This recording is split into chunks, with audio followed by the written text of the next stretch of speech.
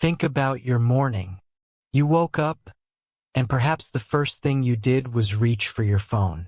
In 30 seconds, you saw a headline that made you angry, an email that made you anxious, and a social media post that made you feel inadequate.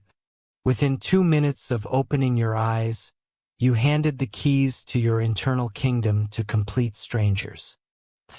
Daniel Chidiac's philosophy starts with a brutal truth. Most of us are living as emotional puppets. We think we are free, but our mood is dictated by the weather, the traffic, the tone of our partner's voice, or the number of likes on a screen. If your peace of mind depends on the world behaving exactly how you want it to, you will never be at peace. Because the world is chaotic. This book isn't about changing the world. It's about changing the filter through which you see it. It's about building a fortress around your soul so that you can walk through fire and not smell like smoke. Let's begin the process of taking back your remote control. To stop letting things affect you, you must understand the anatomy of a reaction. Chidiac explains that we often confuse the event with the feeling. We say, "He made me mad," but that is a scientific impossibility. No one can inject anger into your bloodstream. Between the event and the feeling, there is a hidden step, the label. Imagine two people stuck in the same traffic jam. One is screaming, hitting the steering wheel, and spiking their cortisol.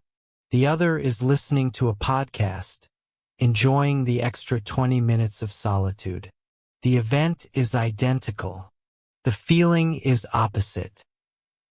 The difference is the label. The first person labeled it a disaster and an insult to their time.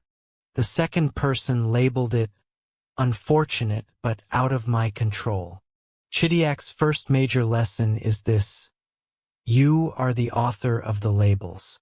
If you want to change your life, you must stop labeling inconveniences as tragedies. One of the most transformative concepts in Chidiac's work is the idea of energy currency. Imagine you wake up every morning with $1,000 in emotional credits. This is all the energy you have for the day. When you argue with a stranger on the internet, you just spent $200. When you complain about the weather for 20 minutes, you spent $100.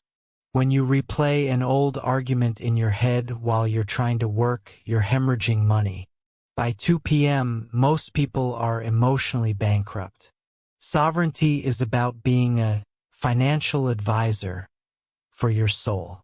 Ask yourself, is this person worth $50 of my peace?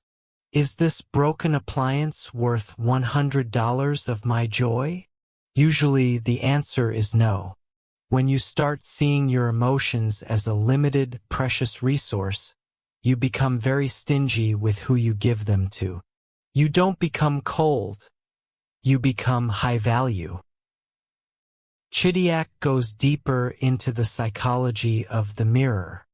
He suggests that the things that affect us most in others are usually reflections of our own insecurities. If you are secure in your intelligence, someone calling you stupid doesn't hurt. It sounds absurd, like someone telling you the sky is neon green.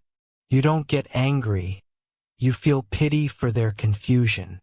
But if you secretly doubt your intelligence, that same comment feels like a physical blow. Stop letting people affect you by realizing they aren't talking to you. They are projecting their internal world at you. When someone is rude, they are narrating their own pain. Once you see this, you stop being a victim and start being an observer. You realize that their behavior is a report card on their character, not a reflection of your worth. How do we put this into practice? It starts with the 3-second gap. The next time you feel that heat in your chest, that urge to snap back, to cry, or to spiral, count to 3. In those 3 seconds, Perform the identity shift. Do not say, I am angry. Say, I am experiencing a wave of anger. You are the ocean. The anger is just a wave. The wave will crash, and it will recede.